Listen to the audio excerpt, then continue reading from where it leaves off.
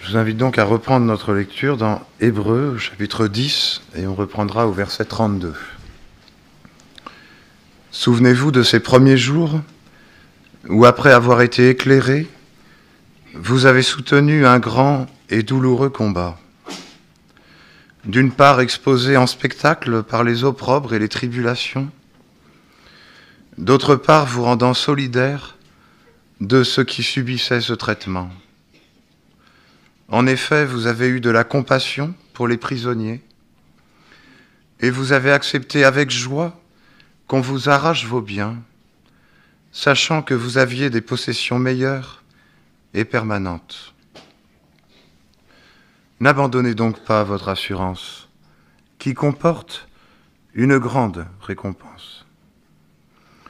Vous avez en effet besoin de persévérance, afin qu'après avoir accompli la volonté de Dieu, vous obteniez ce qui vous est promis.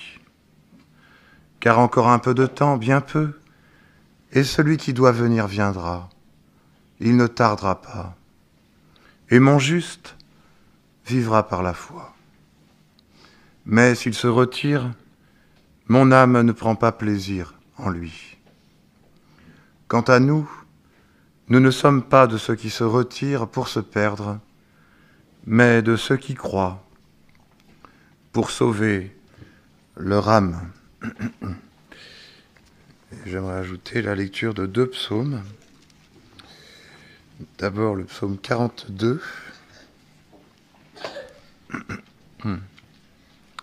Psaume 42.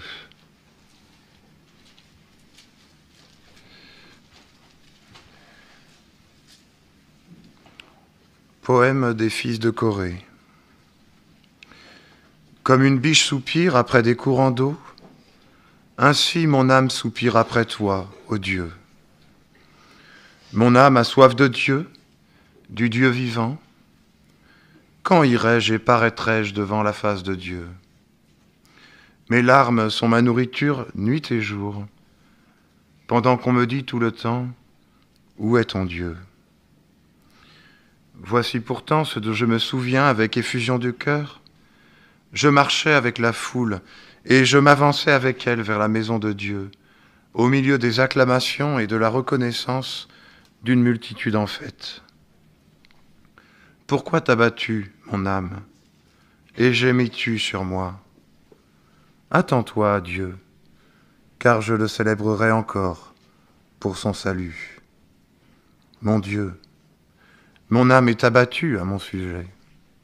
C'est pourquoi je me souviens de toi depuis le pays du Jourdain, depuis l'Hermon, depuis la montagne de Mitsehar. Un abîme appelle un autre abîme au bruit de tes cascades. Toutes tes vagues et tous tes flots passent sur moi. Le jour, l'Éternel m'accorde sa bienveillance. La nuit, son cantique m'accompagne. C'est une prière au Dieu de ma vie. Je dis à Dieu, mon roc, pourquoi m'as-tu oublié? Pourquoi dois-je marcher dans la tristesse, sous l'oppression de l'ennemi? Mes os se brisent quand mes adversaires me déshonorent, en me disant tout le temps, où est ton Dieu? Pourquoi t'as battu, mon âme, et gémis-tu sur moi? Attends-toi à Dieu, car je le célébrerai encore. Il est mon salut et mon Dieu. Et on lira encore le psaume 91.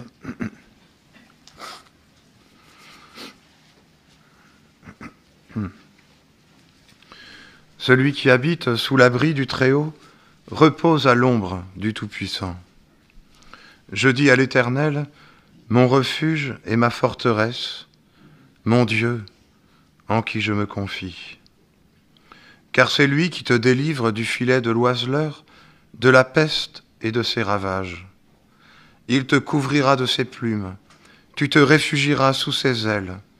Sa vérité est un bouclier et une cuirasse.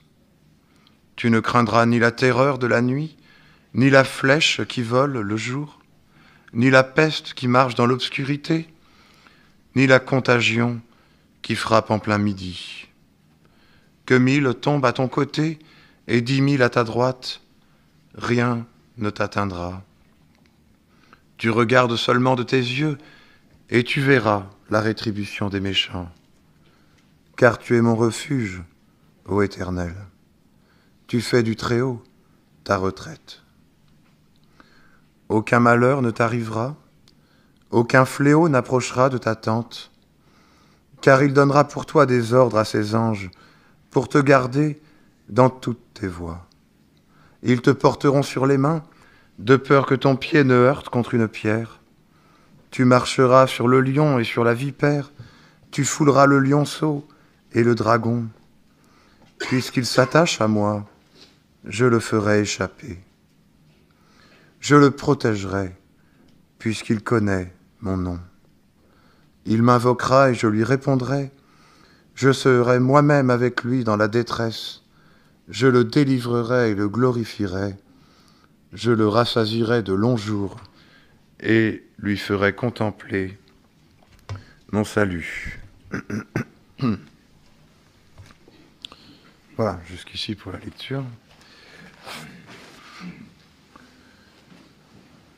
Je pense qu'il faut dire quelques mots rapides pour essayer de se replacer tous un peu dans le contexte de cette épître, dont on ne connaît pas vraiment l'auteur, bien qu'il y ait des suppositions, notamment concernant l'apôtre Paul. Mais donc l'auteur écrit à des chrétiens qui sont d'origine juive, qui se sont convertis, de juifs qu'ils étaient. Ils se sont convertis au Seigneur Jésus-Christ et ils se sont ajoutés aux assemblées chrétiennes. Cet arrachement à la religion juive s'est fait dans beaucoup de douleurs, je pense une douleur personnelle, parce qu'on ne quitte pas la foi de ses pères sans difficulté, quelle qu'elle soit, voilà. Mais aussi dans un contexte de persécution. Dès qu'on quitte, on trouvera des gens qui disent qu'on trahit, qu'on abandonne.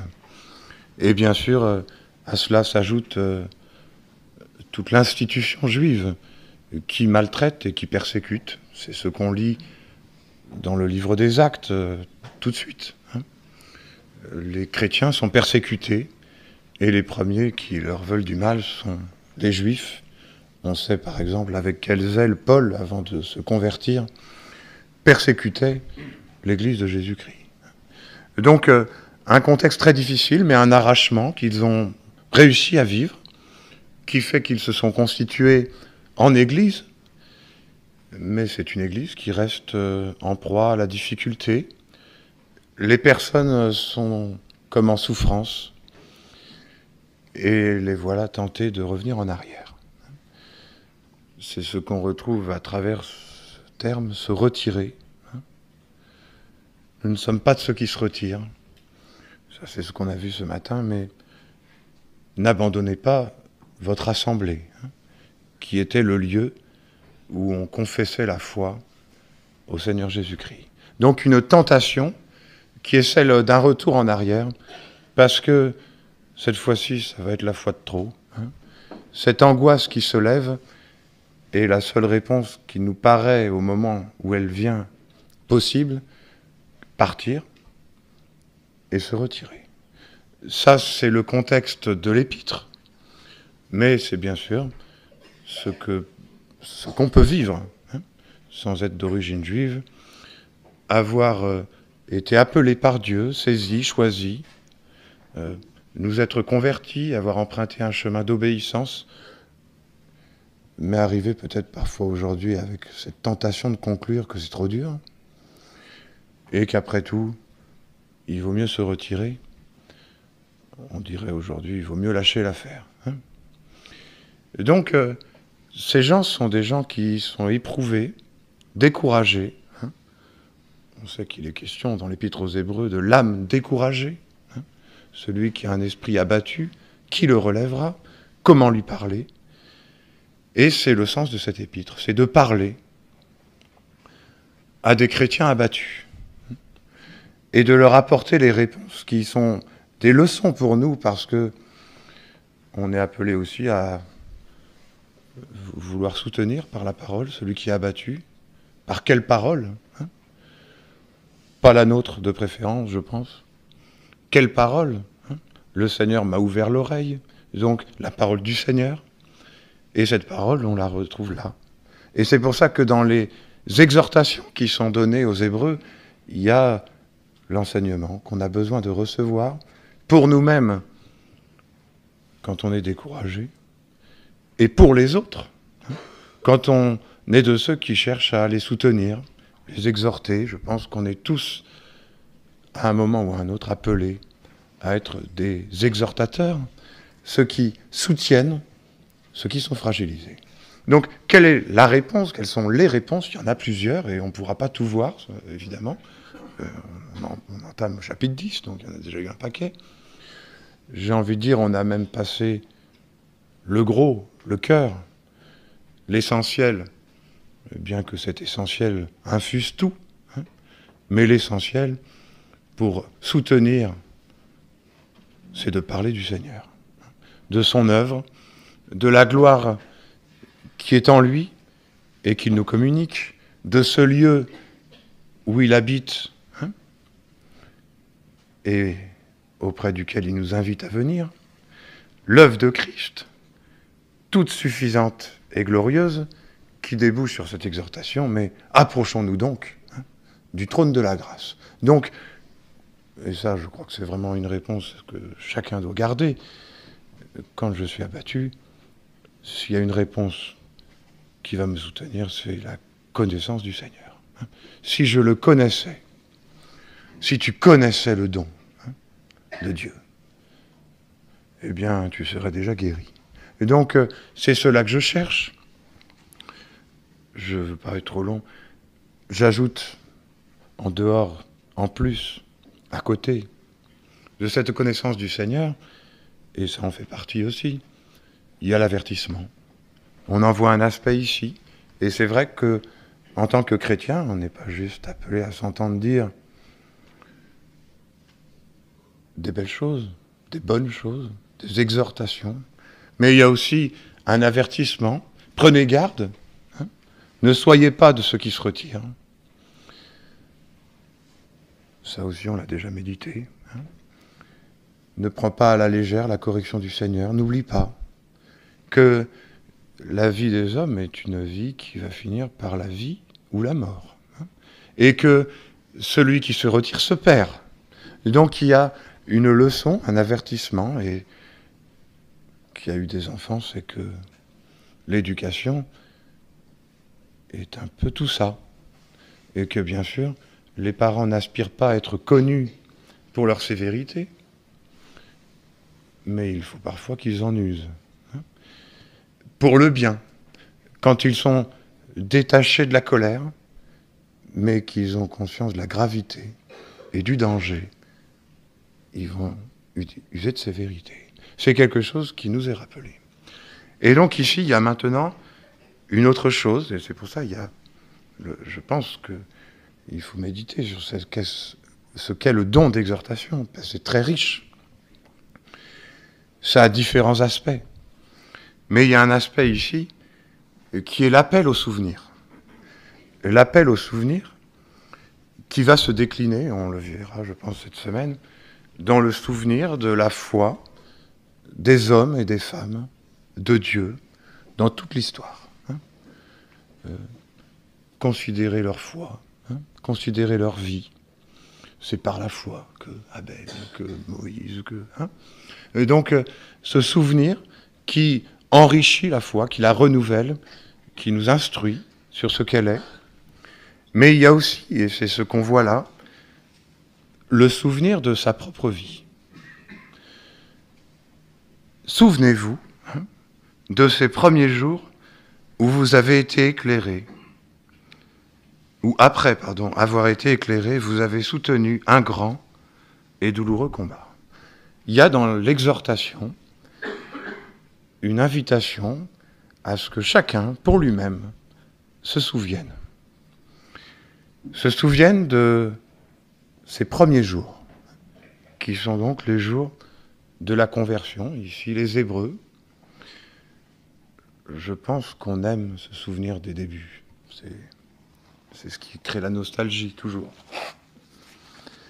C'était toujours mieux avant. Au moins avant, on s'aimait vraiment. Au moins avant, l'Église vivait vraiment. Et au moins moi avant, j'avais vraiment la foi. Est-ce que je l'ai encore aujourd'hui? J'en suis plus toujours si sûr. Mais il me reste cette nostalgie. Et puis ces expériences. Parce que c'est ça qui est exprimé ici. Qui pour les Hébreux est l'expérience de la persécution. De se convertir, les amis, du côté des persécutés, de ceux qu'on opprimait, de ceux qu'on dépouillait.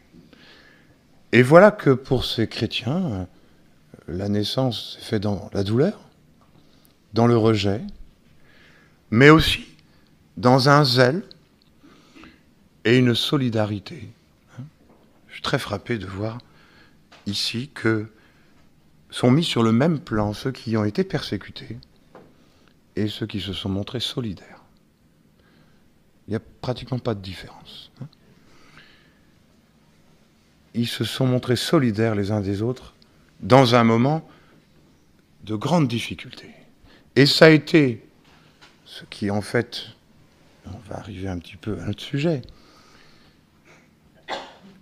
c'était l'épreuve d'une vie. On les a dépouillés, on les a malmenés, on les a menacés.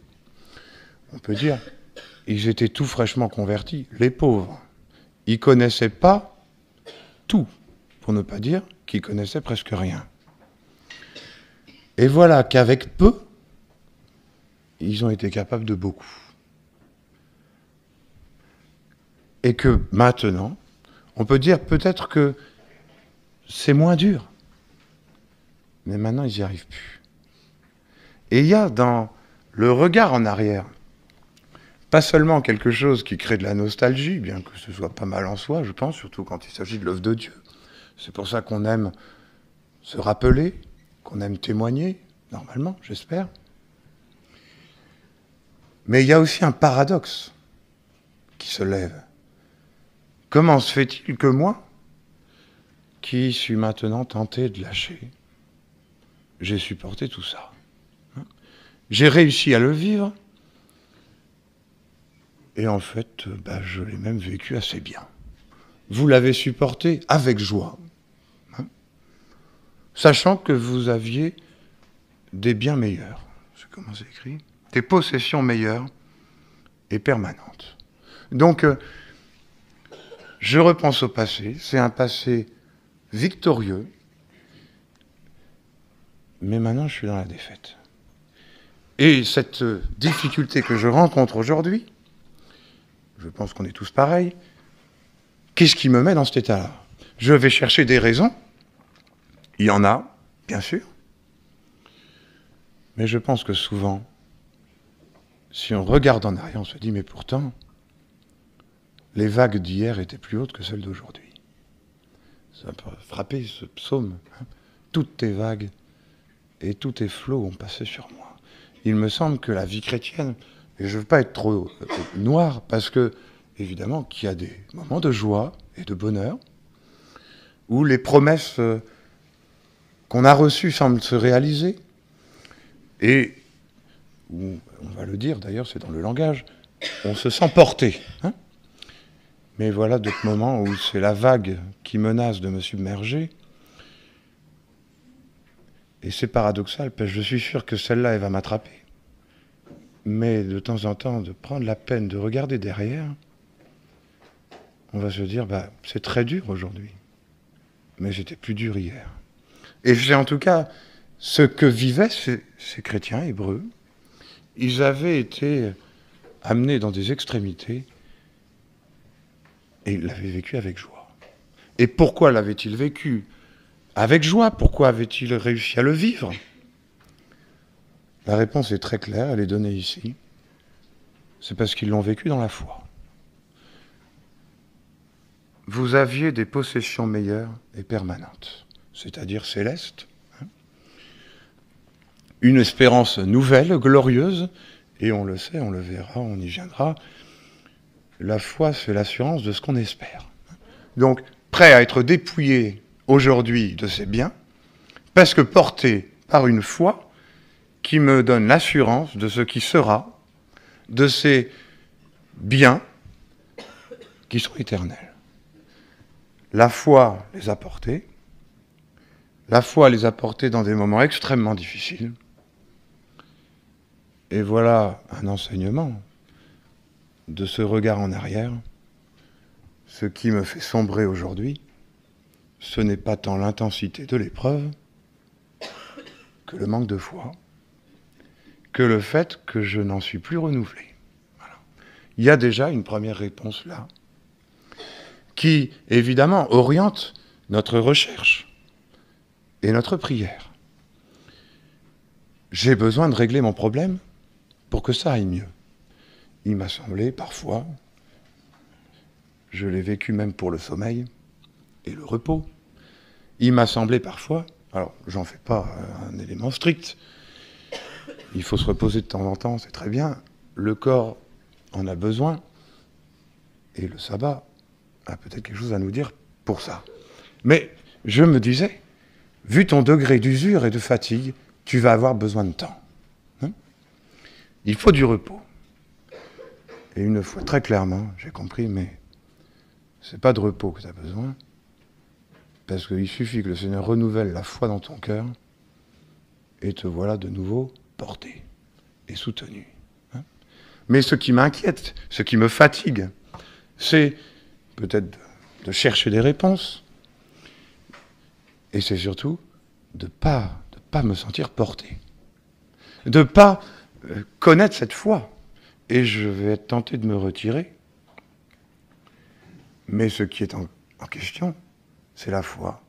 Et quand je considère en arrière, c'est mystérieux quand même. J'avais si peu de connaissances, mais j'étais plus fort. Je pense parfois, parce que enfin, c'est pas moi qui le pense, c'est la parole qui le dit. L'auteur de la foi, c'est le Seigneur. Il opère ce miracle quand on est de nouveau, quand on est comme des nouveau-nés. Je pense de nous en donner une dose, par grâce, qui fait que on supporte des choses. C'est pas l'euphorie des débuts, je crois pas. C'est la foi des débuts. C'est la grâce des débuts. C'est le don du Seigneur qui me maintient. C'est pour ça aussi que je pense qu'il y a des moments de deuil, des moments d'épreuve qu'on subit, qu'on essuie, et peut-être on va dire, mais j'ai même pas été tant éprouvé que ça dans ma foi à ce moment-là. Et quand on regarde en arrière, on se dit, mais comment j'ai fait pour le vivre ? Ben, parce que le Seigneur m'a donné la foi. C'est ça la réalité. Comment j'ai trouvé la force de prendre position, comment j'ai trouvé la force, peut-être dans tel ou tel scandale, de ne pas me révolter, le Seigneur a pourvu. Je veille, je donne. Toutes tes vagues et tous tes flots passaient sur moi. Mais espère en Dieu, il est mon secours. Et on voit tout ce débat du psalmiste qui voit la fin arriver. Je me souviens pourtant de la joie quand on était ensemble. Mais maintenant, j'ai peur d'être confondu. Et cette parole de l'accusateur qui vient et qui me dit, mais où est ton Dieu ? Je le sens plus, je vis plus. Alors on peut dire, le problème n'est pas tant lié aux circonstances qu'à cette foi. Et on est là devant un mystère. Parce que, après on peut peut-être dire, ah mais j'ai dû commettre un péché. Peut-être, pas toujours. Peut-être, pas toujours. Parce que Dieu donne la foi. Mais que voilà, que cette foi est parfois éprouvée. Et qu'il n'y a pas quelque chose de linéaire dans la foi. Dieu la donne et des fois il la donne en abondance, et je pense surtout dans les moments de péril absolu. C'est une grâce. Et c'est aussi pour cela qu'on a la force d'être auprès de ceux qui traversent des deuils qui nous dépassent. Et vous savez, il y en a, quand ils vous parlent, vous leur dites « je te comprends ». Et puis après, une fois qu'ils vous ont redit, oui, je ne vous comprends pas. Mais je peux être auprès de toi. Parce que le Seigneur peut renouveler la foi. Et que ça, c'est sa part, c'est pas la mienne. Moi, je suis à côté de toi, je te soutiens. Mais lui, on y viendra, hein, considérez ce qu'il a enduré, afin que vous ne vous lassiez pas l'âme découragée. Au final, c'est bien à lui qu'il faut regarder. Mais lui, qui est l'auteur de la foi, eh bien, parfois la donne, et la donne en abondance. Et parfois suscite l'épreuve de la foi. Et semble comme la donner, mais avec parcimonie et jusqu'à donner le sentiment qu'on ne l'a plus. C'est comme cela. Et c'est pour cela que l'auteur des Hébreux dit, mais vous avez besoin. De quoi ont-ils besoin? De persévérance. Afin qu'après avoir accompli la volonté de Dieu, vous obteniez ce qui est promis. Il est des temps qui, après avoir été des temps heureux, sont des temps de disette.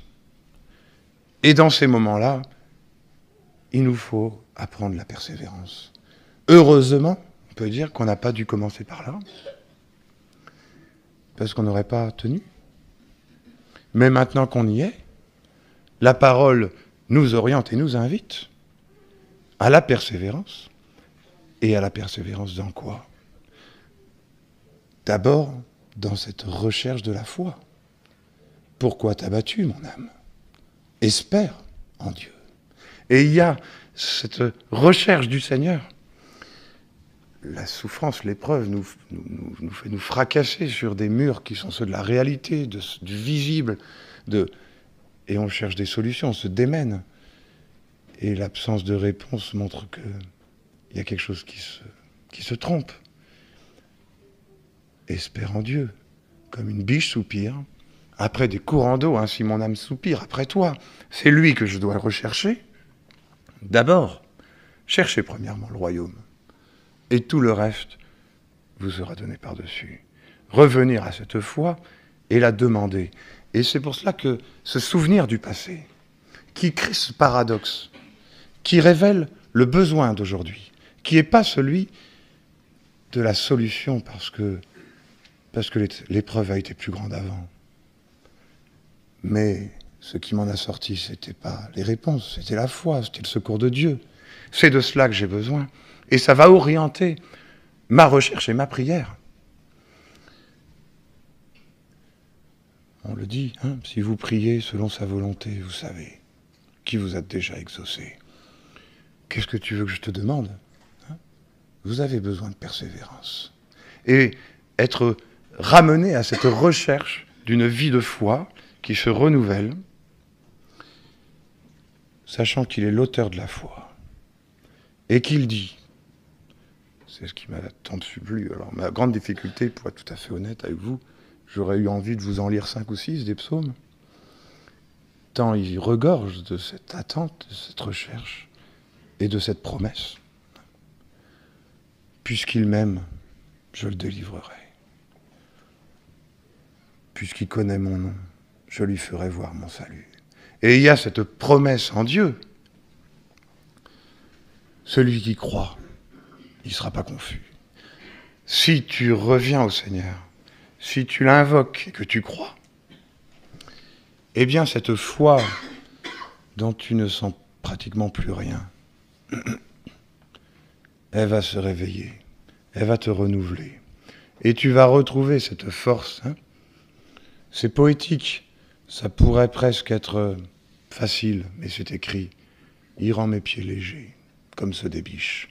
Quand on considère les épreuves du passé, en tout cas là, pas toujours, hein, parce qu'il y a aussi l'aspect du passé où on se dit, on a vécu dans la misère toute notre vie, on l'est encore, donc ça va aller. Mais là, c'était avec joie. Il y a des moments où l'épreuve est grande, mais où on est authentiquement porté, et où il y a une joie dans l'épreuve, et une victoire. Et c'est pour cela que cette foi, ben je dirais, si je la demande, il me promet que je ne serai pas confus. Il permet, parce que peut-être on en a besoin, de se rappeler que le salut est en lui, que le salut est dans ce don de la foi. Hein. Nous ne sommes pas de ceux qui se retirent, mais de ceux qui croient. Mon juste, il vivra, mais par la foi. Il ne vivra pas par les réponses qu'il apporte. Il vivra par la confiance qu'il place au Seigneur. Ça m'a beaucoup frappé, c'est la méditation d'Hébreux. Mais approchons-nous pour être secourus dans nos besoins, en vue d'un secours qui est le secours opportun. Voilà ce que le Seigneur veut nous donner. Mais pour cela, il faut vivre de lui. Et il y a cette promesse.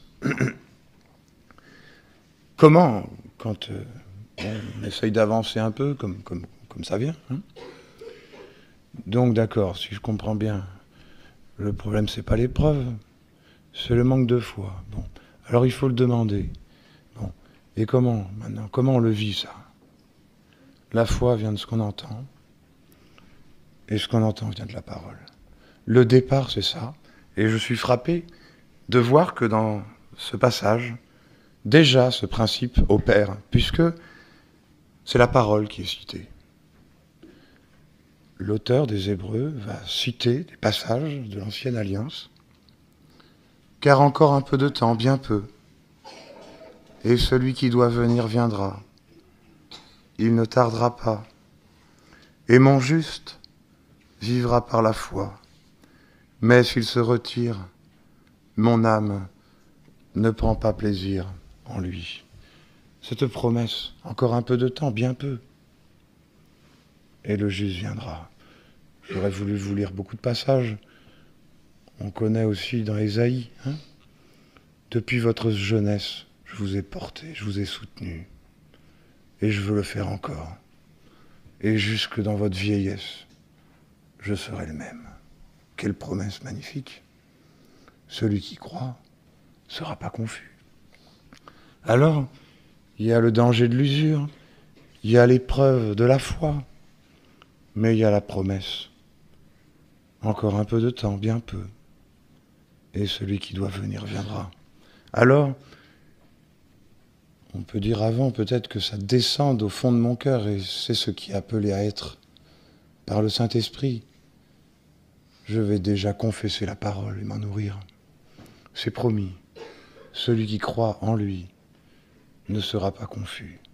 Et je dirais alors, puisque la réponse est là, et c'est le thème de la semaine, Seigneur, enseigne-moi la foi, ramène-moi à ces choses, donne-moi ces exemples de foi qui puissent m'instruire et m'y ramener, mais que le Seigneur ne nous amène pas à nous dire que cette vague est celle de trop.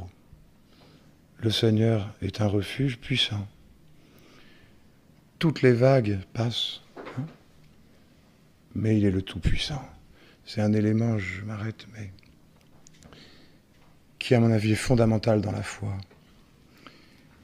Ça se détache du visible. Quelle est la leçon du visible? C'est qu'il y a toujours une vague qui finit par nous emporter, évidemment. Parce que on se remet de tout sauf de la dernière. Ça, c'est la vie terrestre. Mais c'est pas la réalité qui est en Dieu. Il est une victoire et toutes les vagues peuvent passer.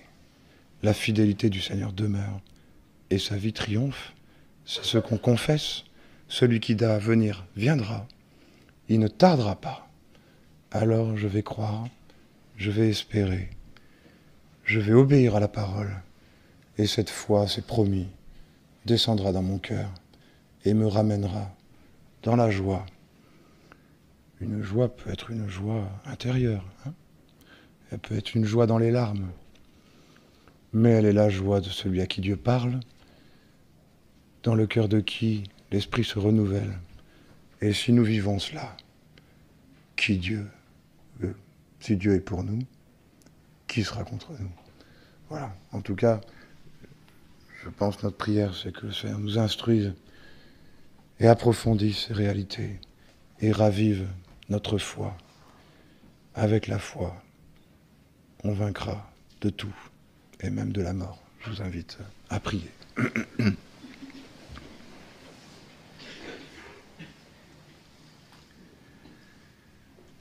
Seigneur, nous voulons nous laisser conduire par ta parole, exhorter par elle. Et tu sais qu'elle trouve sans doute beaucoup d'écho dans nos cœurs, et en tout cas dans le mien. Parce que je suis moi-même souvent comme saisi d'angoisse devant ces vagues qui déferlent. Je reconnais pourtant que tu m'as secouru alors que j'étais beaucoup plus petit et que j'avais beaucoup moins de connaissances. Et que si tu l'as fait quand j'étais si petit et faible, tu peux le faire encore maintenant dans la faiblesse qui est la mienne. Et c'est pourquoi je veux simplement espérer en toi, confesser ta parole et te prier dans ta grâce de renouveler la foi dans nos cœurs. Seigneur, nous ne voudrions pas nous tromper de combat et imaginer que notre salut est dans le fait de sortir de nos épreuves. Le salut est en Christ et notre foi, c'est lui. Nous voulons le proclamer, nous attacher à lui et nous nourrir de sa parole. Renouvelle-nous, s'il te plaît, ensemble, et donne-nous de nous exhorter et de nous entretenir sur notre très sainte foi. Merci de bien vouloir bénir cette semaine, nous donner cette grâce de nous soutenir et de répondre à tous nos besoins, de nous donner le secours opportun. Au nom de Jésus. Amen.